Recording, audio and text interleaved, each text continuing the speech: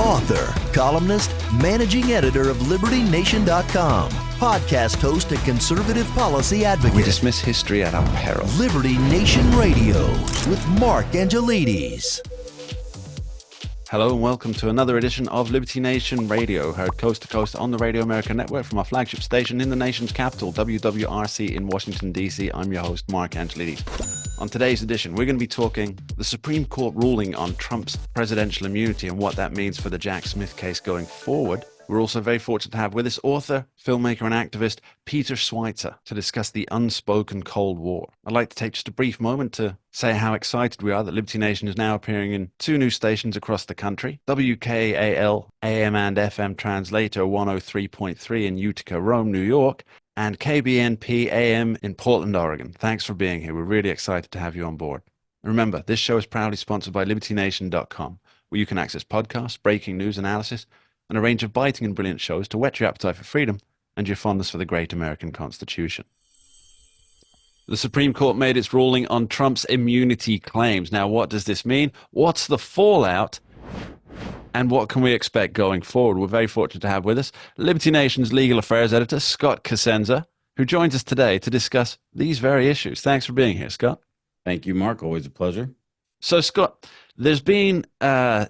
let's call it what it is. It's an absolute blind panic, or a seeming blind panic from the politicians on the left and the media on the left, who are saying that Trump can now, and I'm quoting here, paraphrasing, Trump can now walk down Fifth Avenue and shoot somebody and get away with it. Joe Biden could now send SEAL Team 6 after former President Donald Trump.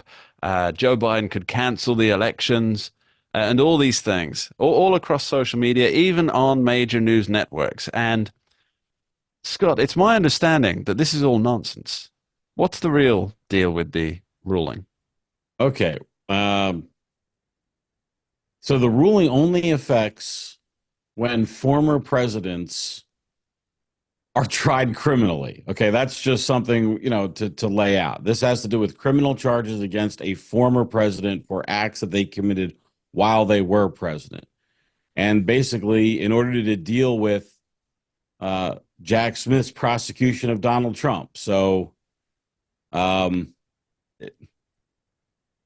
kind of a bit rich when one group presses a novel application of the law against the political enemy, and then when the result comes out in a fashion that they, displeases them to cry sour grapes, I guess. But in any case, every action that they want to charge will have to pass through a filter that the Roberts Court has set up. The 6-3 decision authored by Chief Justice John Roberts says there are 3 types of actions a president can make. He can make actions that are commensurate with his role as head of the executive and commander-in-chief, which are core constitutional roles, which Roberts and the majority says should enjoy basically absolute immunity from prosecution. Okay, so anything in that bucket is basically out. Then there's another category of actions, which are official actions, which are outside that core function, but nevertheless official. And then there's a third category,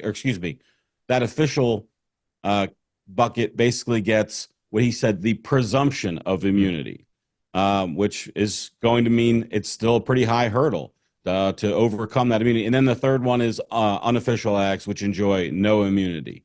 So shooting somebody in the street for no reason is presumably in the not an official act and enjoying no immunity rather than an official act, which would enjoy immunity. Scott, I'm old enough to remember former Obama wingman, Attorney General Eric Holder, and his kill lists, where he said, yes, the government has the right to kill an American citizen in a foreign country. And I can't remember precisely what he said, but he was referring to, we will determine what the due process for that is based on the circumstances at the time. Yeah, that's when they killed Anwar al-Awlaki's kid, right? That is correct. That is correct. An American citizen. The non-terrorist, non-accused terrorist U.S. citizen. Yeah. So how do they square that circle? But that was President Obama's administration. I mean, Oh, that's how they squared the circle. That was uh, that was the other side. uh, Okay, so let's talk about some of the fallout we've had here. Clearly, President Biden, Vice President well, Kamala. before we talk about the fallout, just one thing I will add it, which is we'll have to see what this means, going forward. There was all this reaction about, can a president do this or that? We don't really know. We'll have to see exactly what the court kind of throws out as this case is appealed, if it's appealed, and we may get into that in a moment. Absolutely. So let's talk about the fallout first, because I think that there's been so much vitriol against the Supreme Court. Now, regardless of whether that's deserved or not, I think one of the most stunning knee-jerk reactions here was New York Representative Alexandria Ocasio-Cortez saying that as soon as Congress is back in session, she's launching impeachment against the conservative justices.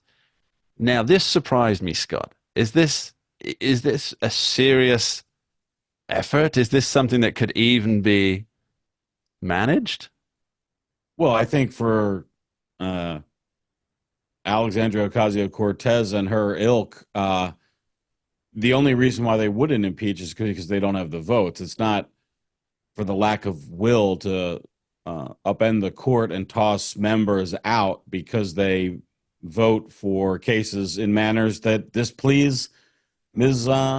Ocasio-Cortez. Whereas I think a more conservative politician might say, well, I may not like the result, but they're, duly appointed members of the court. I don't know. Maybe we're through the looking glass on that part too. It's just a power play all in. I don't think that there are the votes there. I'm not so much of a political analyst as I am a legal one, but as I'm counting votes, to throw out a Supreme Court justice on impeachment for voting, for ruling in a manner that they dislike. And by the way, it'd be one thing if there was an 8-1 situation, where there's one justice that was just so outside the bounds of acceptability, but she's going to file that on all 6 of them? Allegedly. Yeah.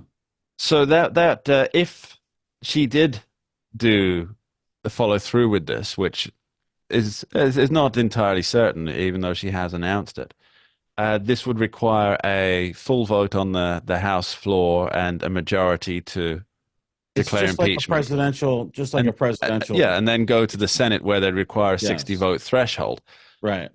So the danger here, Scott, is the utter destruction of the 3 branches of government, isn't it? Really, because if Ocasio-Cortez does this, if there were any traction, then yes, I don't think that traction is going to be likely.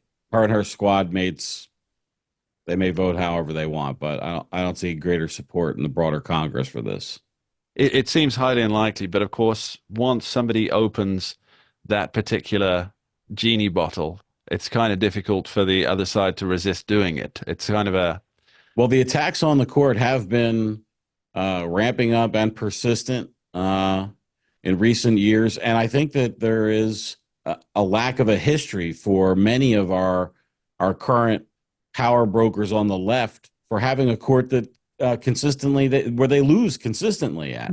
This is something conservatives who are alive today are well used to. It's only very recently that the court produces sort of wins for conservative, whether it's on abortion or gun control or religion or any of the sort of key issues that might animate conservatives. That's all relatively new. So maybe the left is just going to have to get used to losing for a while before they settle into it.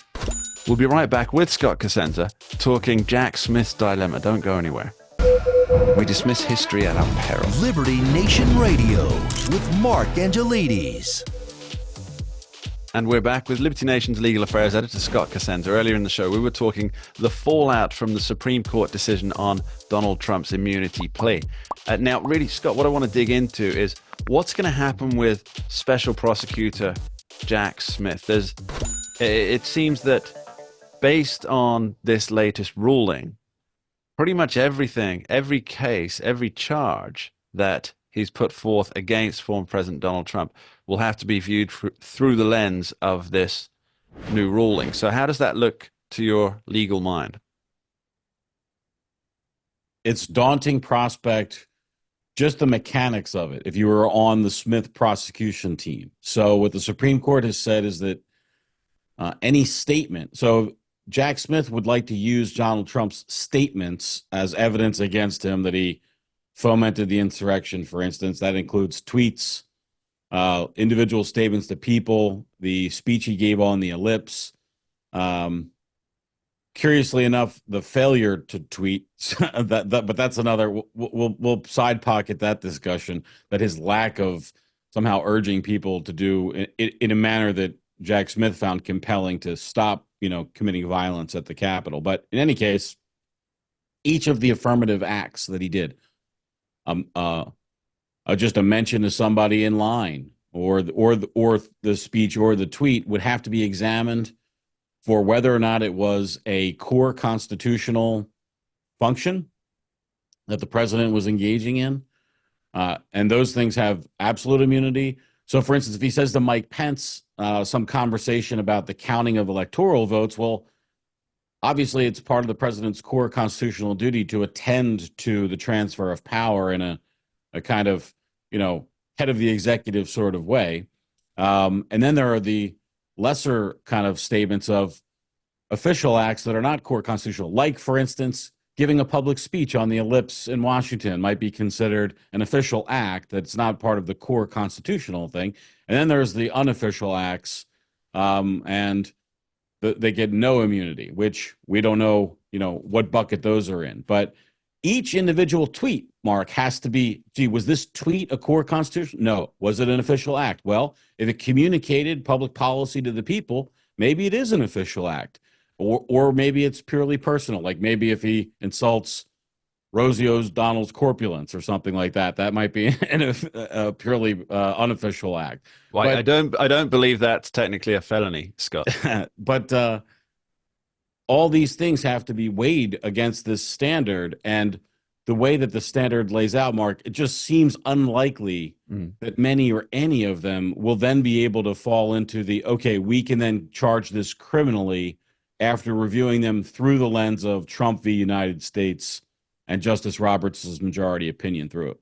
So what will have to happen then is any instance in which Jack Smith's prosecutorial team, either in the Florida case or the Washington, D.C. case, they'll have to essentially I believe, correct me if I'm wrong here, but the opinion from the Supreme Court said that each thing has to be re-examined in the lower courts. So well, let's parse out, because you lumped in the Florida case and the D.C. case. That's because I'm so effective, Scott. And the reason why I want to take care not to do that is because for the Florida case, that has to do with Trump actions that Donald Trump took after he was president of the United States. And the D.C. case has to do with actions that Donald Trump took while he was president of the United States. And those things are a bit of a, those are sort of different animals, generally speaking, as we look at the Supreme Court's. Well, let's look at the Washington, D.C. case then specifically. Right. You have each, as you say, tweet, message, statement, sentence, conversation, that will have to be viewed by the lower courts on whether, and it will be the lower courts that determine whether each statement fell into one of the three categories, as in a core piece of the presidential And they're going actions. to fight about each individual one, just to give people a sense, Mark, of the calendar win here for Donald Trump. So Mr. Smith will have to now produce an exhaustive list of everything he might wish to introduce, every statement he might wish to introduce as evidence against Donald Trump. And then for each of those statements, there will be briefing schedules. There will be oral argument in the lower courts, which is where the Supreme Court sent the case down, like you just mentioned, and then fighting over each of those statements. And then, Mark, what happens after the judgment of Judge Chutkan at the district court level? If it goes against Trump, what do you think? It's an appeal. It's an appeal. And guess what? Since it's a brand new area of the law, who the hell knows what the appellate court might do, and then how the Supreme Court might view the appellate court's treatment. So the calendar win here is epic for Donald Trump, whether or not he ultimately still has to stand trial for something or not in this case. And I think that the winds are blowing in towards the not side of things. But even if he does, it's not going to be in 2024. I'll tell you that. So I'm reminded of a speech by JFK. He said, it's something along the lines, we do these things not because they're easy, but because they're difficult. Now, is that going to be the attitude in the prosecutorial office of Jack Smith at the moment? And thinking, speaking from his perspective, can he realistically get to a verdict within any time scale that it makes sense for this to continue? And I think that's the question, isn't it? Yeah, the answer seems to be no. If we presume, and I do presume, that the entire impetus of these prosecutions was to frustrate Donald Trump's electoral ambitions rather than any notion of justice or applying facts to laws, then it's a defeat in its eventual goal. Matter of fact, you could say that given the blowback for the political prosecution, you might call it a total failure. I mean, Donald Trump has been given a massive amount of free press. That's what he feeds off of because of these prosecutions that he otherwise wouldn't have. We'll see what the imposition of sentences in the New York case, which, by the way, may be postponed because of this Supreme Court decision. There's an argument to be had that some of the evidence that was introduced against Donald Trump in his New York State trial was improperly introduced in light of this Supreme Court decision. Now, I don't know how firm that position is, but let's dig into this. I understand that it is a purely speculative argument, but if I were trying to get into the mind of Donald Trump's lawyers, who are obviously seeking essentially a full employment act here, courtesy of Donald Trump facing off against the Department of Justice, wouldn't they just choose to challenge everything through this new lens of the ruling anyway? Because that would delay pretty much everything to do with the case, wouldn't it? Yes, I expect that they will. Well, that's got to be an interesting position for Alvin Bragg now, although he has already obviously made his prosecutorial bones on this. Yeah, he'll just file a response that says that there's no impetus, there's no change required because this has to do with, because the immunity for the filling out the form and lying on it, which is what Trump was convicted of, that was an unofficial act to perjure himself on the disclosure form. So I don't know that it's more for the judge. How does the judge handle it? And then once again, no matter what the judge says, what are we going to have? We're going to have appeals. So whether the appellate courts treat that with more delays or not, as the world turns, we're just going to have to see. Scott Cosenza, thanks ever so much. Thank you, Mark.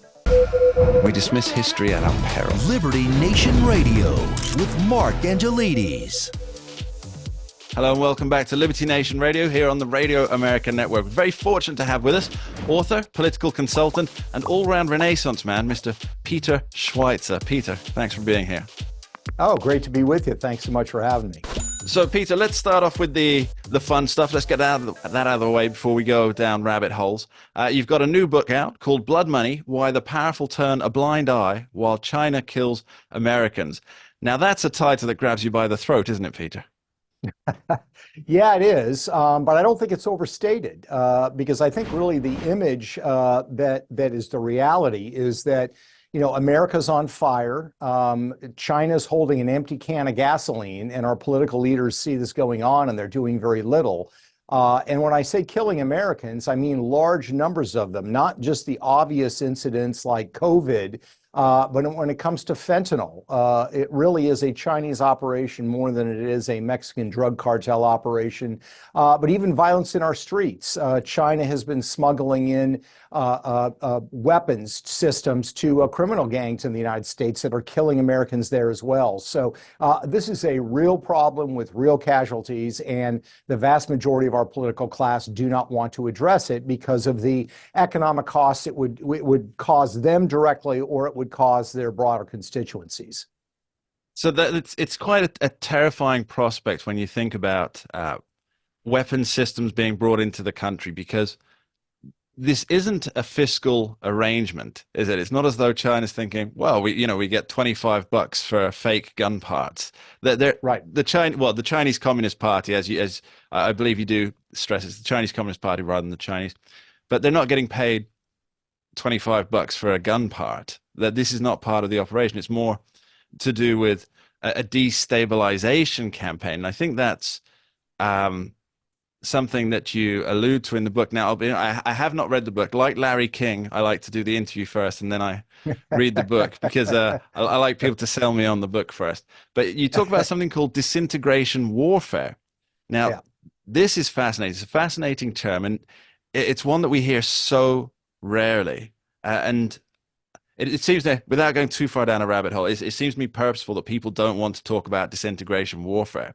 But I'd like to, so please give us what is that? Yeah, I think the thing we have to understand is the Western view of war is very different than the Chinese CCP vision of war. We think of war as a kinetic fight between navies or between armies. China has a very different view. In some instances, they call it unrestricted warfare. They also call it disintegration warfare, but it's really springing out from the ancient Chinese military strategist Sun Tzu, who said the best strategist is the one who defeats his enemy without fighting him. And so how do you do that? Well, you engage in activities short of a kinetic war, short of things that will trigger a kinetic war, that destabilize and weaken your enemy.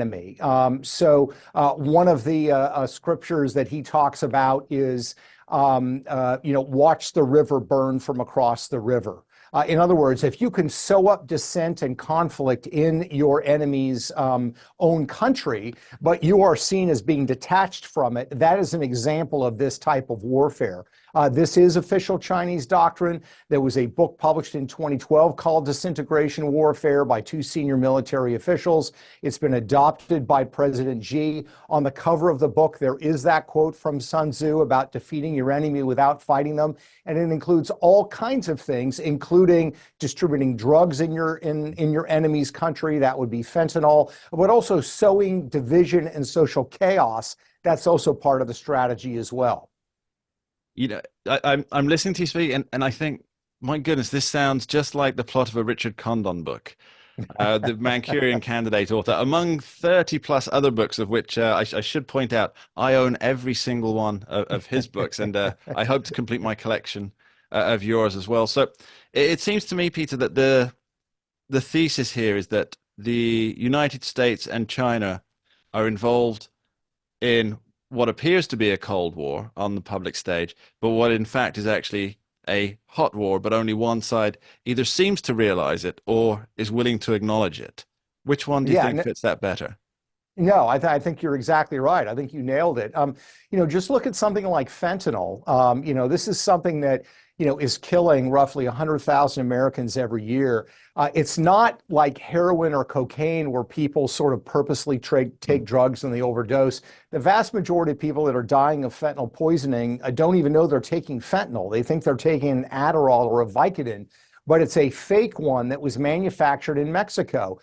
The entire process of the production of fentanyl is run by the Chinese. Everything from the precursors, a lot of people know about that, to the actual production of the fentanyl, taking the precursors and turning it into fentanyl. That's done by 2,000 Chinese nationals that just happen to be living in northern Mexico, working for the drug cartels. This is a form of warfare on the United States. We see it as yet another drug plague This is, in fact, a form of warfare that the Chinese government, the CCP, is engaged in against the United States. And it is now the leading cause of death for people in the United States under the age of 45. More people die of fentanyl overdoses every year in the United States than double than what we saw in all the casualties in the Vietnam War. So this is an example of the kind of hot war that's taking place, but precious few of our leaders actually want to talk about this, because when you accept what is going on,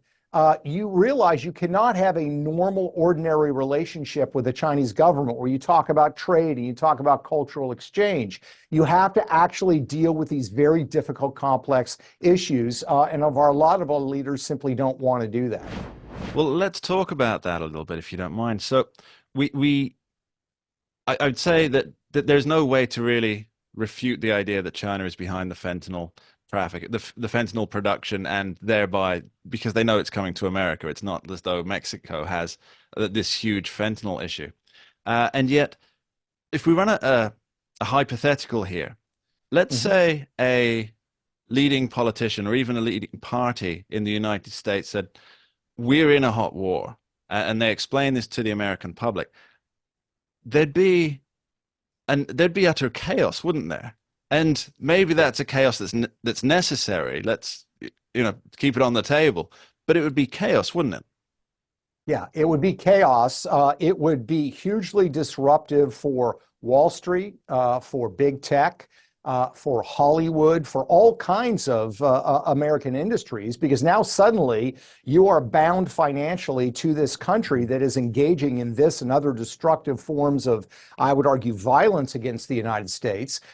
So it would create chaos. It would create panic. But, it's the sort of necessary conversation we have to have. At the beginning of the book, I quote Winston Churchill talking about the First World War, where he describes how many members of the British elite were not in tune with what was going on in Europe.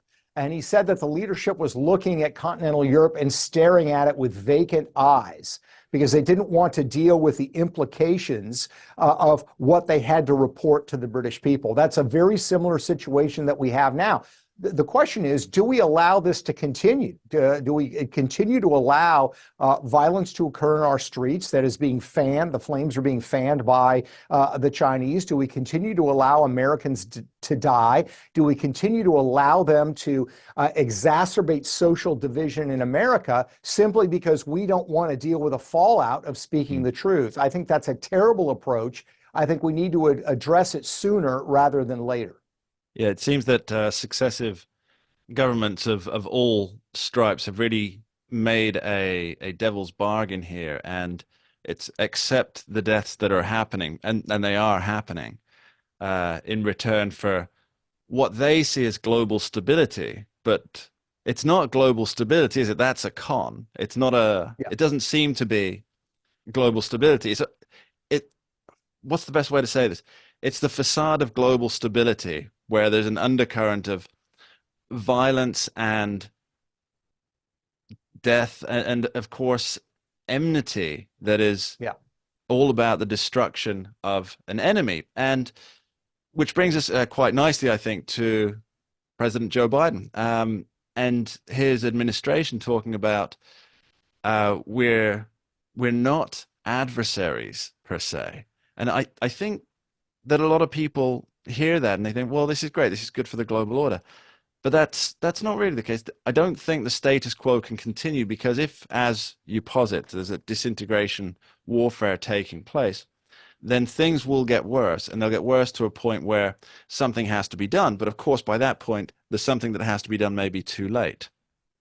Yeah, no, I think that's exactly right. And I think in the case of Joe Biden, and there are certainly people on the Republican side of the aisle as well, it's not only a question, I think, of trying to maintain this facade of peace. I kind of liken it almost to spousal abuse, to the spouse who says, yeah, no, we have a very peaceful home, even though they're getting beat up at home at night. It's not just that concern. I think in the case of Joe Biden, and of course some people on the Republican side, they're personally entangled. They have financial entanglements with China, their family does, that make it very complex. So for example, as I talk in the book, The Biden family, according to the Hunt Biden laptop, now confirmed by the House Oversight Committee, the Bidens received a $5 million interest-free loan from a Chinese businessman named Yi in 2017, a loan they've never repaid.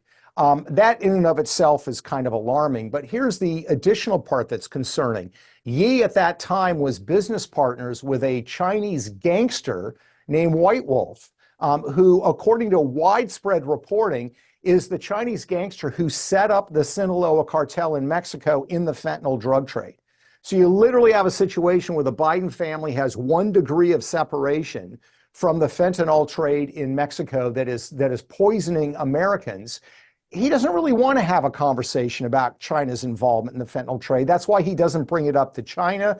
That's why his administration does not push this issue. That's why his Secretary of State even ludicrously claimed on CBS News that maybe these precursors were showing up in Mexico by accident. I remember. So there are very personal reasons as well, in addition to concerns about the larger political order, that they simply don't want to have these conversations because it's deeply embarrassing for them, and politicians don't like to be embarrassed. It's what we're taught as I'm English, obviously, and it's what we're taught as go through life. If you can die before getting embarrassed, that's your goal. And it's a good goal to have. We'll be back with Peter Schweizer after this short break on Liberty Nation Radio. We dismiss history at our peril. Liberty Nation Radio with Mark Angelides. And we're back continuing our conversation with Peter Schweizer. It seems to me, I'm a big fan of political books in general, but it seems to me that they fall into 2 categories. They're either the sycophantic or fluff piece memoirs that we see, whether written by the individual or somebody else, or they're the type of books that push tough realities. And there doesn't seem to be a middle ground. Now, you're firmly in the latter camp with your writings. But why is it that there's no real middle ground and that all political books tend to be at one edge or another? It's a great question. I think part of it is the book business in general is struggling. I mean, this is the subject of a lot of conversation. People aren't buying as many books as they did before, partly because there's so much information available for free online. So I think what that means is a book that is sort of, let's say, a balanced history of the Israeli-Palestinian conflict. Generally speaking, people can get a lot of that information online. So what people are looking for in books, I think, is either in the first order of things, maybe as a show of support for a political figure. Hillary Clinton, Donald Trump comes out with a book. I want to buy it. It's my vote of confidence. Or they're expecting from a political book something that really takes them a place that they have not been before. And that's what I really try to do with my books. There are some what I call Google books out there where people just do basic research and they kind of slap something together. I believe that readers these days expect more. If they're going to plunk down $20 to $30 for a book, you've got to give them something they're not getting anywhere else. And of course, that means you have to do a lot of research. It's a lot of work, which is what I love to do anyway. But that's why I think the book business is fragmenting in this way when it comes to political books, and sort of general histories just don't sell anymore. You know what? I think you've really got that right, because there tends to be the books on, for example, hard political truth, that they do tend to develop a following, and you see that they gain like a social media life of their own, and then the biographies. This is just a personal observation, but a Michelle Obama, a Hillary Clinton, after they've been out for 1 week to great fanfare, I see them in the discount rack with 50% off or a third of the price, and nobody's buying those ones, but everybody's still buying these. You're at New York Times #1 bestseller, and of course the Clinton and Obama biographies are as well. But seeing as they're in the discount rack after half a week, it maybe makes a little suspicion there. But I think that people semi-believe the idea that an attention span is a short thing among readers and consumers of news, that they aim for as 280 characters, or they only read the headlines. And I don't think that's true anymore. I think when there's good content to be had, people invest their money, of course, their $20, $30, their time and their interest, because we see this a lot in the long form podcasts that are coming out, that people sit down for 3 or 4 hours to listen to. Joe Rogan, for example, or Dan Carlin's Hardcore Histories. If you haven't heard them, they're great, but they're 5 hours of your time, and they're amazing. I think the market underestimates the emotional and intellectual investment people are willing to make in big ideas. Now, let's talk about another big idea quickly, if we may. You are part of the Government Accountability Initiative, the GAI. Care to tell us a little bit about that? Yeah, formed this in 2012, and really our focus is to expose cronyism and corruption in Washington, D.C. And my view on this is pretty simple, and that is we have to understand that government essentially operates like a private market. Meaning that people in government are incentivized to carry out certain policies that could be benefit to them personally or to their sponsors. So we try to dissect that and explain why, for example, there seems to be such little reform that happens in Washington, D.C. A lot of the blame is always placed on sort of outside forces like lobbyists. But at the end of the day, it's political actors themselves. And I think it's part of the business model. It's kind of an extortive business model, because if they got a lot of things done in Washington, D.C., it makes them actually less useful and is less profitable as it way. Inefficiency, division, and gridlock is actually good for the industry of Washington, D.C. I think it also explains why sometimes very logical conclusions are not reached. In the blood money book, for example, it seems like it would be obvious that our national leaders would want to call attention to actions by foreign actors that are killing Americans, but there are financial incentives at play in terms of your personal viability politically, your ability to make income down the road. Let's not forget, for example, that when it comes to TikTok, the app and the debate about banning that app, there are actually 6 former U.S. senators that are being paid by ByteDance, the parent company, to lobby on behalf of that ban.